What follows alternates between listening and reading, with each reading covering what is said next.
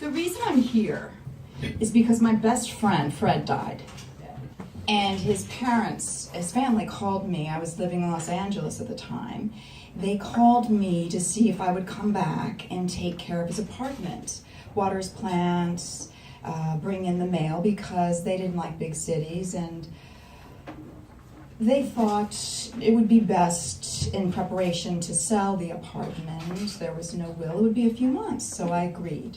I wanted to. I knew Fred would want me to. So I did come back. Now, Fred's plant situation is extensive. He has 20 years of plants, sort of like a jungle, in his living room. But that's a lot better than before, when he had birds. So there were cockatiel and doves and quails, all kinds of birds, and they're so filthy. So I do prefer the plants. Before the birds, there was a Japanese leopard who was obese and couldn't walk because it ate everything. It ate my bras.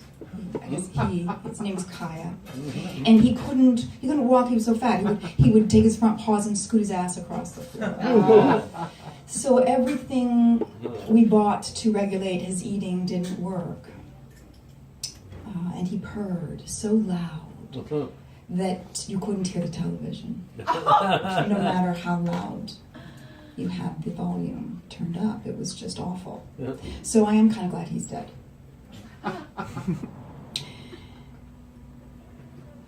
And since I was coming from Los Angeles, I would be needing a job. And our close friend offered a job in his hair salon.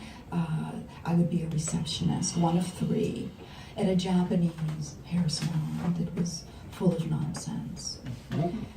The 3 of us run the front desk. And then there's also a receptionist manager who, from what I can tell, sort of detangles any problem that comes up. And there are a lot of problems because they will not allow us a computer. And there's no rhyme or reason to anything that goes on in this salon.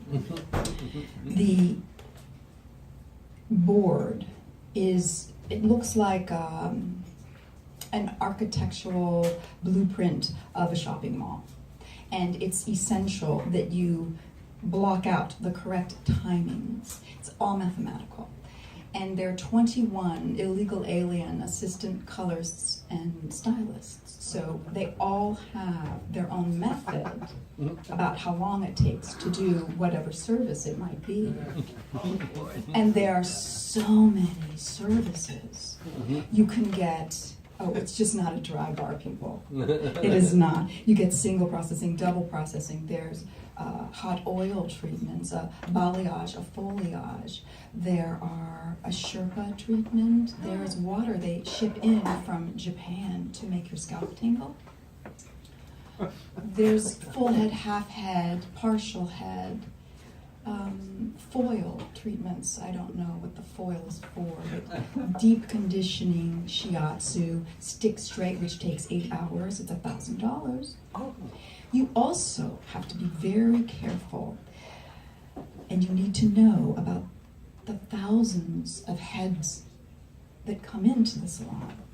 You need to know if they are ethnic, because they have more coarse hair, and that might take more time. And some people have finer hair. Some women are going through a divorce, and some women are just fragile and crazy, and they live on the Upper East Side. All of this has to be calculated correctly. And if you don't, they come downstairs from upstairs to shame you. My favorite receptionist is Puna. Puna is Hindi, and she sleeps with her mother. They share a bank account. She's very nervous. Her leg twitches all the time. She's illegal. They pay her under the table. She's afraid she'll never get another job. She strives for excellence. And I am crazy about her. I tell her every day, oh, you're doing so well. You are doing really well. Yes, you are. And then we have Jasmine, who's a bit of a puzzle to us all. She lives with her mother and her grandmother in Queens with her baby boy. And she's a bit of a con artist. She has no voice. It sort of sounds like this.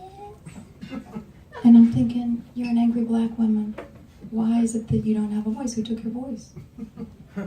Her dream is to make wigs in Texas. She thinks that people in Texas will be nicer and she can get more money for her wigs. She can rip them off just a little bit.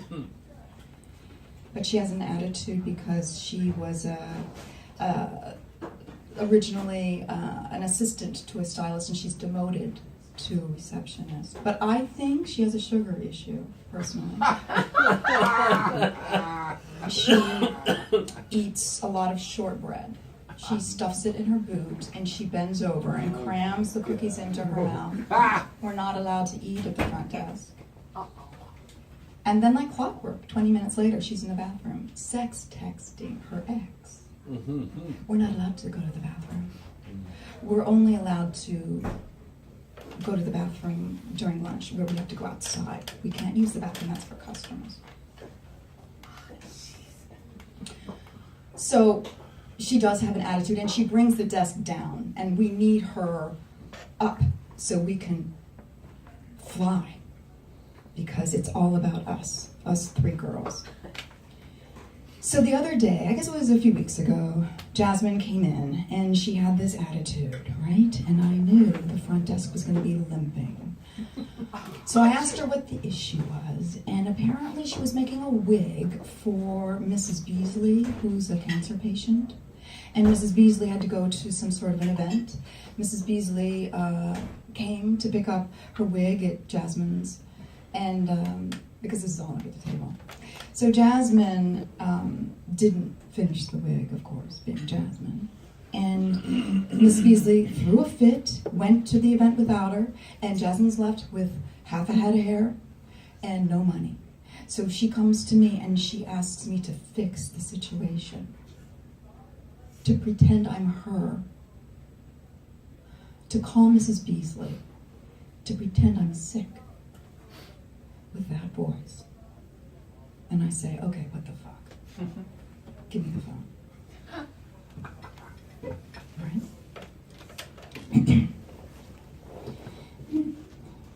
Mrs. Beasley, I'm so sick. I'm so sick, Mrs. Beasley. And she bought it. I mean, you got two sickies. I mean, you had to have a heart of stone not to sort of feel for one another. So she told me, Jasmine, to call her in a week when I was feeling better, and maybe we could work something out. So I told this to Jasmine. She doesn't follow through. She never calls her. She came back from her break that day, and she said she heard that one of us was going to get fired. She said if it was me, she would offer to quit. Right? Because I'm not all that attractive, and that I would have a very difficult time getting a job because I'm old.